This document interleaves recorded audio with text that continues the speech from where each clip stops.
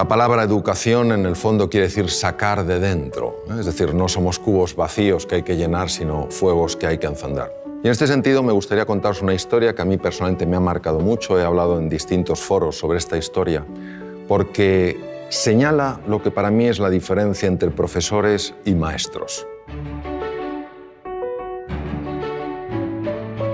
En 1951, en la ciudad de Detroit, nace un joven, un chico de color, que pronto nota lo que es la pérdida, porque siendo jovencito el padre se va y se queda la madre, una mujer que no tenía estudios, una mujer que se había dedicado a cuidar de sus hijos y se ve con esta situación, con la situación de que tiene que sacar adelante una familia, se dedica a limpiar apartamentos, a limpiar hospitales, etcétera, etcétera. Y claro, cuando uno ha vivido en la ciudad de Detroit, como he vivido yo trabajé en un hospital que se llama Henry Ford, en neurocirugía. Cuando uno ha vivido en la ciudad de Detroit, pues se da cuenta que Detroit es una ciudad apasionante, pero en ciertas épocas de la historia ha sido una ciudad bastante complicada.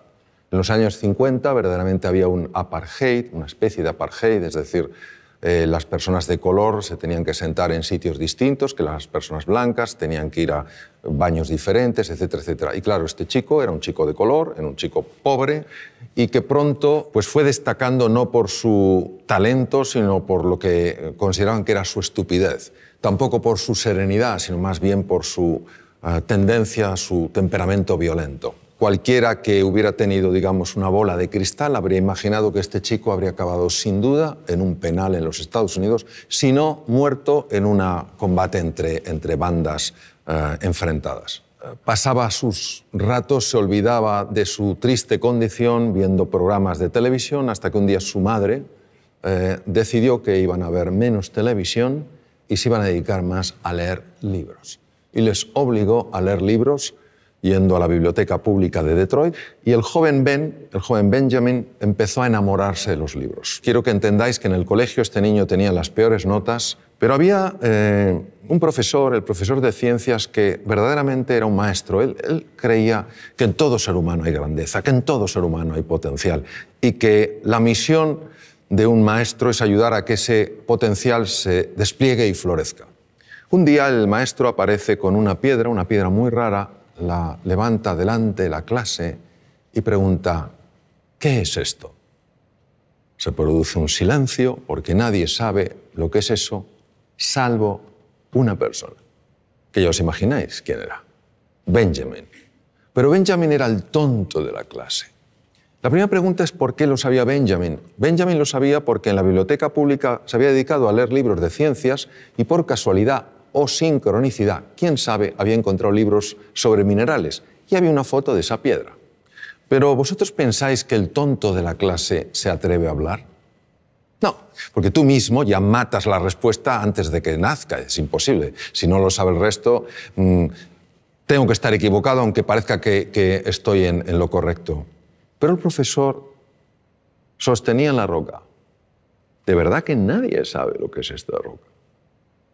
Y tímidamente el joven Benjamin alzó la mano. Es muy fácil decir: venga, Benjamin, ¿cómo lo vas a saber tú? Si tú no sabes nada. Pero aquel profesor mantuvo un espíritu curioso, interesado. Él sabía que en todo ser humano hay grandeza. La buscaba. Benjamin, ¿tú lo sabes? Sí. ¿Qué es? Obsidiana.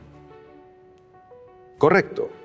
Pues ¿sabes algo más de la obsidiana? Y vaya que sí sabía el joven Benjamin. Empezó a hablar sobre la obsidiana, las temperaturas elevadísimas, luego el frío, cómo cristaliza la roca, etcétera, etcétera. Supuso un antes y un después en la vida de este chico, porque este chico recuperó la confianza en sí mismo. Creyó que era posible aprender. Creyó en sí mismo. Este chico pasó de ser el último de la clase a ser el mejor estudiante de su colegio. Hizo realidad su más profundo sueño, que era absolutamente imposible: ser médico. Se convirtió en el mejor neurocirujano infantil de la historia, profesor Ben Carson.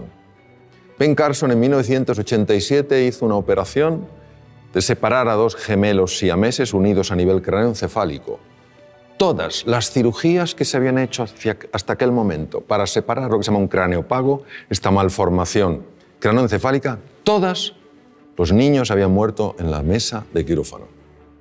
En esta operación, en 1987, intervinieron 70 profesionales de la medicina y duró 22 horas.